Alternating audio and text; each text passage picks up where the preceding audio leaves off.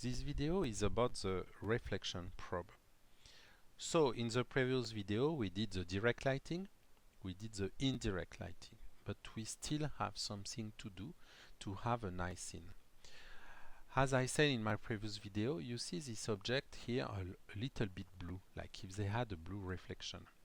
So I will select one of them, I will go in the shader, okay, and this shader is a bright gray shader with a bit of smoothness. So if I push the smoothness more, okay, and why not the metallic, you will see that now everything is, like a chrome. And what it reflects actually the sky here, but it doesn't reflect any object of my scene. So you could think, yeah, it's a bug. No, it's normal, because in Unity, Unreal, in all this software, by default, it will not render the reflection of the object because it's too heavy. Or only if you have a RTX graphic card and that you activate the ray tracing in your software.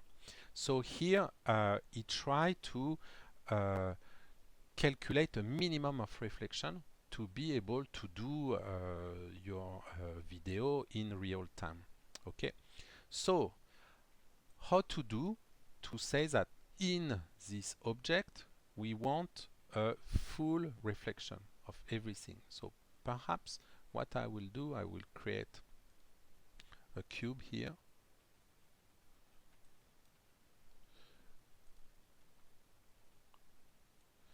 Okay, I will move it here. And this cube I will create a new material just to test it, okay, and I will call it material chrome. So I will give a very chromy shader to this object, okay, and so it means I will put the smoothness at the maximum and metallic at the maximum, okay, and here, yeah, I will do that. So here, if I give it to this object, you see on the top it will reflect the blue of the sky, and here on the side it will reflect more the ground. You see? So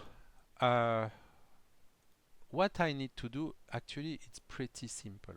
I will select the attic, so all the objects that I have in the attic, and I go back to static where we had the contribute to GI, and I will say that this object will now contribute to the reflection. Okay, so I click on reflection probe static and I say yes for the children. Okay, so now the next step, I need to somewhere, I would say, bake the reflection. Okay, so temporarily I will put that aside.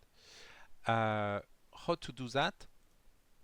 I right click, and in light we have reflection probe.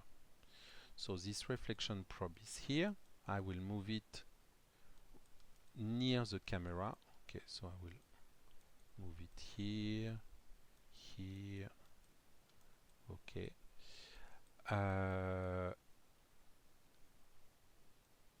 Yeah, it's here.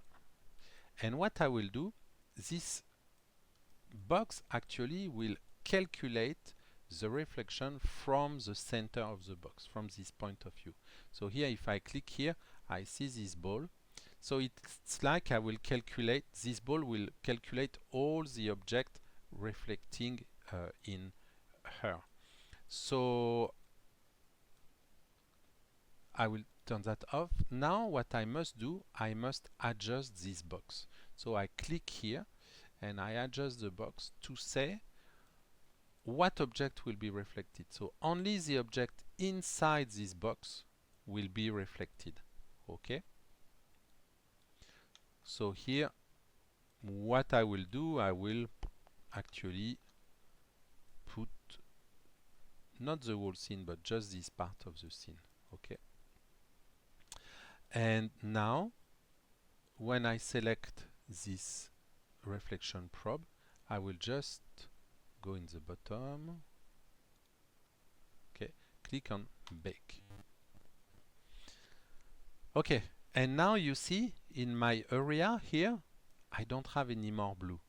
Why? Because if I show you this cube, the cube now is reflecting my scene. You see the environment here, my scene. Okay, perhaps a sphere will be better. Actually, you can just select the probe here. Okay, and here we see what the probe is seeing. It sees all these objects. So now, if I select this shader, okay, and if I make it more shiny, okay, you see it will reflect the environment. It's not very obvious on this one. Yeah, no, it doesn't work so well. Okay, so but this sphere is calculating the reflection only for this part of the room. Okay, only this part of the room. So what I will do, I will duplicate it and create a new one for this part of the room. Okay, so I will perhaps put it a bit down. I will adjust that. Actually, the first one perhaps was also a bit too high. We'll move it, that up, and then I will select the two of them and bake them. Okay, so now if I go in the room, yeah, it works well. I have a very nice environment. Okay, and here if I create a sphere and I give to this sphere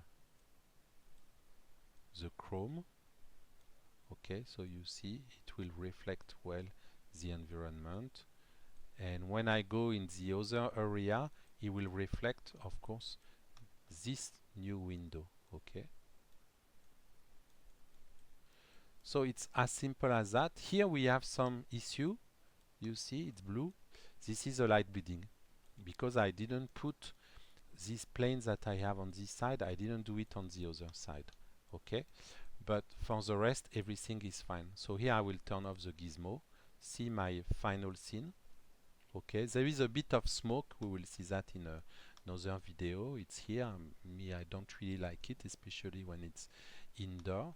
So but here we have a very nice lighting. The last thing that we must do, so far my exposure was good because it was probably automatic. So now I will change to fixed.